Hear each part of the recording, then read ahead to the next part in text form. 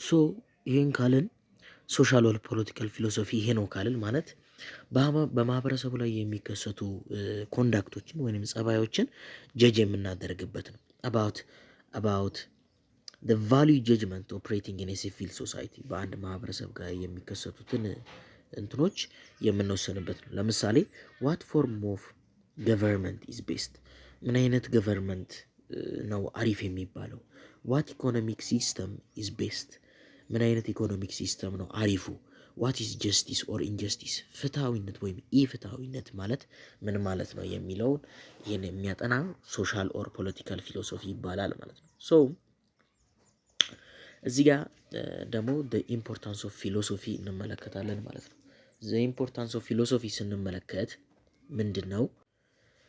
to examine one's life in the world ያ የፊሎሶፊ ጥቅሙ ምንድን ነው? የራሳችንን ላይፍ በዓለም ላይ ስንኖር እንድናጤን ኤግዛማይን እንድናደርግ ይረዳናል። ሁለተኛ to actualize ourselves ራሳችንን በደንብ አክቹዋላይዝ ሰልፍ አክቹዋላይዜሽን ላይ እንድንደርስ ያደርገናል።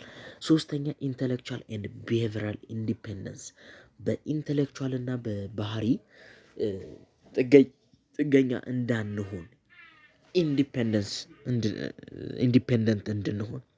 and the fourth one is reflective self awareness knowing yourself ራሳችንን ማወቅ ራሳችንን መረዳት ጥሩ ጎናችን መጥፎ ጎናችን ጸባያችን ስንናደድ የምንፈልገው ነገር ስንናደድ እንዴት ራሳችን ኮንትሮል እንደምናደርግ ኤቭሪቲንግ ስለ ሰልፍ አዌርነስ and the other flexibility tolerance and open mindedness ይሄ በቃ ተጣጣፊነት ነገሮችን የመረዳት ቶለራንስ ማለት ደግሞ እርስ በርስ እንዴት መቻቻል እንዳለብን እነዚህን ሁሉ እንትን እንድናደርግ ወደ ራሳችን እንድናመጣ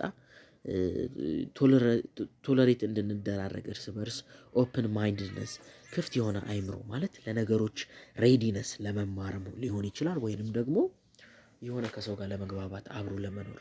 ስለዚህ ለነዚህ ነገሮች ይጠቅመናል ማለት ነው።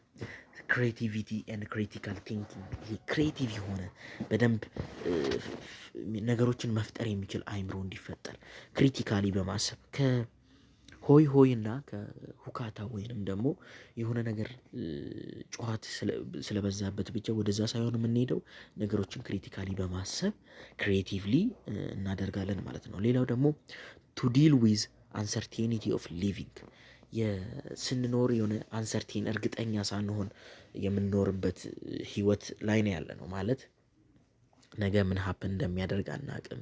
ነገ ምን ኦኮር እንደሚያደርግ አሁን በዚች አንድ ደቂቃ ውስጥ ምን ሀፕን እንደሚያደርግ አናቅም።